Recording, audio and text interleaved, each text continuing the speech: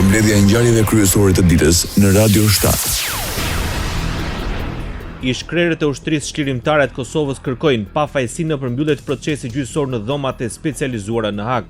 Ish-presidenti i Kosovës Hashim Thaçi në fjalën përfundimtare fillimisht uroi qytetarët për 18 dhjetorin e pavarësisë, teksa u kthye prapa në kujtimet e tij në momentin e shpalljes së pavarësisë. Hashim Thaçi deklaroi se akuzat e prokurorisë speciale ndaj tij janë të pavërteta. Hashim Thaçi deklaroi edhe një herë qartësi se i vetmi armik i tij ishte Slobodan Miloševići. Ju i keni dëgjuar akuzat e prokurorisë dhe argumentet e mbrojtjes. Ju i keni parë faktet. Ju keni dëgjuar të vërtetën. Është vetëm një e vërtetë që akuzat nuk qëndrojnë. Unë jam plotësisht i pafajshëm, por kam thënë dhe e them sërish, me bindje të plot, unë bashkëndjej dhe shpreh keqardhje për gjitha viktimat që kam mësuar në Kosovë pa marrë parasysh përshtatësinë e tyre etnike. Ish-kryetari i Kuvendit Kosovës Kadri Veseli në fjalën e mbajtur përpara trupit gjykues në Hag deklaroi se pas viteve të gjata hetimesh nuk është paraqitur asnjë provë që ta lidh me kryerjen e ndonjë krimi si drejtues i ushtrisë çlirimtare të Kosovës. Në fjalën para gjykatës në Hag, Veseli tha se duhet të mbizotrojë drejtësia dhe panshmëria së vërtetës. Ai shpreh se e vërteta s'ka arsye të ketë frikë nga e vërteta, ndërsa kjo e fundit mund të vonohet, por jo të mohohet. Në fund të gjykimit tim, po ju drejtohem për të theksuar një pikë të vetme, por të jashtëzakonshme prej rëndësie. Gjykata duhet me çdo kusht të mbrojë drejtësinë, të vërtetën dhe pa anësinë. Kjo nuk është thjesht një detyrë ligjore, është kontributi i saj i madh dhe trashëgimia që do të mbetet prej kësaj gjykate. Në mbrojtjen e tij në Hag, Recep Selimi akuzon prokurorin se po përpiqet të përçajë shqiptarët dhe se lufta për liri nuk mund të barazohet me shtetin vrasës të Serbisë. Para trupit gjykues në Hag, Selimi deklaron se ky nuk është një sulm vetëm ndaj historisë së Kosovës, por ndaj të ardhmes. Ai paralajmëroi se historia nuk mund të rishkruhet në sallën e gjyqit. Edhe Jakub Krasniqi ka mbajtur fjalën e tij para trupit gjykues në Hag duke theksuar se gjatë periudhës së paraburgimit janë cënuar të drejtat themelore të njeriut të garantuara nga Konventi Evropiane për të drejtat e njeriut. Ai shet të padrejtë e panevojshme burgimin e tij dhe është i gatshëm të japë një rrëfim të vërtetë të luftës për pavarësi. Avokati ish presidentit të Kosovës Hashim Thaçi çmonton pretendimin e prokurorisë në gjyqin ndaj ish-krerëve të UÇK-s në dhomat e specializuara në Hag. Në rastin më të mirë, argumentet e SPS-s janë një arnim dokumentesh që ja ka lënë ju si detyrë që t'i mblidhni me njëra tjetrën të nderuar gjykatës. Dhe kjo nuk përmbush barrën e provës të prokurorisë. Luka Misheti shto se prokuroria specializuar vazhdon të pretendojë se dëshmitarët ndërkombëtar nuk ishin të informuar për komunikatat e ushtrisë çlirimtare të Kosovës. Lidhur me këtë, avokati Thaçit përmendi dëshminë e ish-generalit suprem të NATO-s Wesley Clark, i cili pati deklaruar se ai vetë kishte informuar Slobodan Miloševićin për bombardimet në Serbi. Do të kishte qenë në interesin e vet Miloševićit që t'i tregonte generalit Clark, NATO-s, grupi kontaktit dhe Këshillit Sigurimit të Kombëve të Bashkuara këto komunikata gjoja nxitse.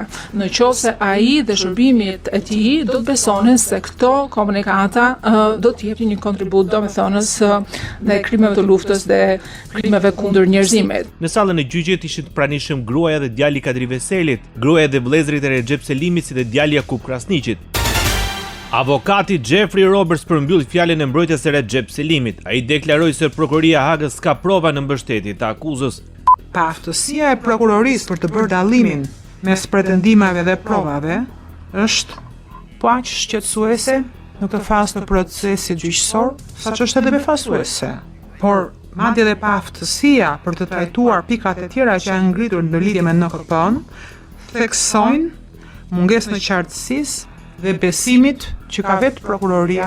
Në fund, avokati Roberts ka thënë se Recep Selimi duhet të shpallet i pafajshëm për të gjitha akuzat, të lirohet më njëherë dhe të kthehet në Kosovë pranë familjes së tij. Edhe avokati Jakub Krasniqit, Ejden Elles në fjalën përfundimtare para prokurorëve dhe trupit gjykues u shpreh besim plot që kur gjykatësit të zbatojnë vlerësimet dhe të shohin dokumente do të pajtohen me argumentet e mbrojtjes të cilat do të shojnë në shpalljen e pafajshëm të Jakub Krasniqit. Ne jemi besim plot që kur të zbatoni, kur bëni këtë vlerësim, kur të shikoni dokumentet, të marrni së bashku me dëshmitë e dëshmitarëve dhe kur të zbatoni me rigorozitet parimin e barrës së provës, Ju do të pajtoni me argumente të parashtruara prej nesh dhe kjo do të çojë në shpalljen të pafajshëm të Jakub Krasniqit për jush. Avokati Kadri Veselit, Rodney Dixon, tha se gjykata nuk mund të shpallë fajtor një person nëse kjo shpallje fajësie mbështetet mbi prova të patestuara dhe thashë theme. Ai përsëritet se zyra e prokurorit special nuk ka asnjë provë që lidh Veselin me krimet e kryera. Avokati tha se të gjitha pretendimet e drejtë për drejta apo rrethanore kundër Veselit janë të pabazuara. Të gjitha argumentat kundër zotit Veseli janë të pabazuara. Qoftë pretendimet e drejtë për drejta, si dhe pretendimet rrethanore. Si shembull, ai mori një video të publikuar nga prokuroria ku një dëshmitar tha se kishte dëgjuar nga dikush se Veseli ishte përfshirë në krime. Kur zoti Halling të martën ju tregoi një videoklip të dëshmitarit 4760, kur po jepte një intervistë për ZPS-n dhe tha që me demek kishte dëgjuar një histori prej dikujt që klienti im ishte i përfshirë. Ky është thashë themi pastër, sepse vet burimi nuk ka qenë këtu në mënyrë që të merri në pyetje. Prandaj, ky klip është krejt i pavlerë. Zëvendës kryeministri i Kosovës Glau Kënjusa ndodhet në gjykatën speciale në Hag për të ndjekur deklaratat përmbyllëse dhe fjalën përfundimtare të ish-liderëve të UÇK-s. Pak para nisjes së seancës, Kënjusa tha se në procesin gjyqësor ndaj 4 shes së ushtrisë çlirimtare të Kosovës ka patur shkelje të drejtave të njerëzit.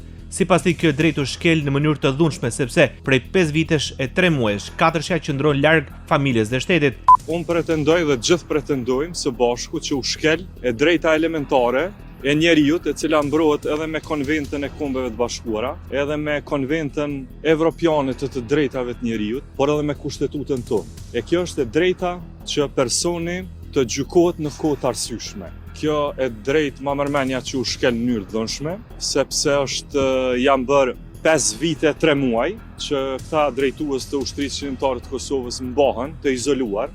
Ai tha se prania e tij është si një rikonfirmim se lufta e Kosovës ishte e drejtë dhe e pastër me qëllim mbrojtjen e popullit të vet dhe jo sulmin ndaj një tjetri. Nuk ka qenë qëllimi i kësaj lufte sulmi i asnjë populli tjetër. Targeti vetëm i uniformave të UÇK-s ishte policia dhe ushtria sërbe, njerëzit e uniformuar okupator që bën gjenocidin në Kosovë, që vran fëmijë, që vran gra dhe që vran pleq, e që i mbytën mbi 12.000 qytetarë të Republikës sonë. Ekonomi. Italia rikonfirmon mbështetjen e korridorit të 8 si një aset strategjik për integrimin e Ballkanit Perëndimor në Bashkimin Evropian dhe si një instrument për të forcuar shtyllën europiane të NATO-s. Zëvendës kryeministri dhe ministri i punëve të jashtme të Italisë Antonio Tajani në ministerialin e korridorit të 8 që u mbajt në Tiranë vlerësoi se zhvillimi i këtij korridori është objektiv kyç sigurie edhe në kuadër të marrëdhënieve të krijuara së fundmi mes Bashkimit Evropian dhe Shteteve të Bashkuara të Amerikës.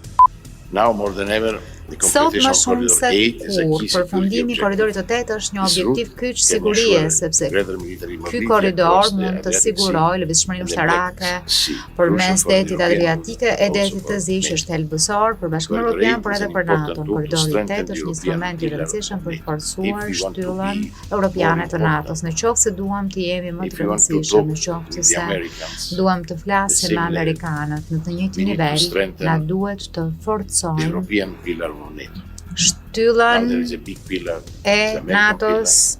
Krahas asaj, shefi i diplomacisë në Rom u ndaj dhe në potencialin për aktivitet ekonomik mes Adriatikut dhe Ballkanit. Natyrisht, lidhja midis lidhja tregtare pra midis detit Adriatik mes e detit të Zi është thelbësor edhe për kryqëzimin me Ajmekun, për import-eksportet e tregtit, por gjithashtu edhe për sigurinë tonë e për mbrojtjen. Deklaroi ministri i jashtëm i Italisë Antonio Tajani.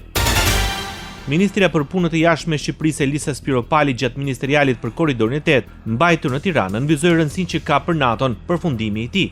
Sfida reale është statusi i tij brenda rrjetit transportit evropian.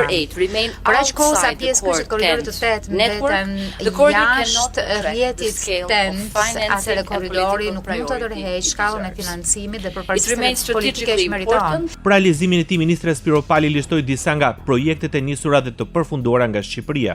E gruda e re që rrit Tiranë me Durrësin dhe aeroportin është në fazën e vet përfundimtare të ndërtimit. Sa i përket rrugëve, Segmentet kryesore nga porti drejt kufirit lindor janë ndërtime sipër apo në fazë të përparuar përgatitore. Në sektorin energjetik janë ndërlidhse 400 kV në Maqedoninë e Veriut që shtrihet përgjatë korridorit është gati për tu përfunduar. Deklaroi ministri Spiro Pali. Ministri i Punëve të Jashtme dhe Tregtisë i Maqedonisë së Veriut Tinço Muçunski e vlerësoi ndërtimin e korridorit të 8 si një boshë energjetik, duke kontribuar në forcimin e lidhjeve energjetike. Korridori i 8, siç u përmend tashmë, mund të shndrohet në një aks jo vetëm ndërlidhshmëri e transportit, por gjithashtu edhe ndërlidhshmëri energjetike e rezistence.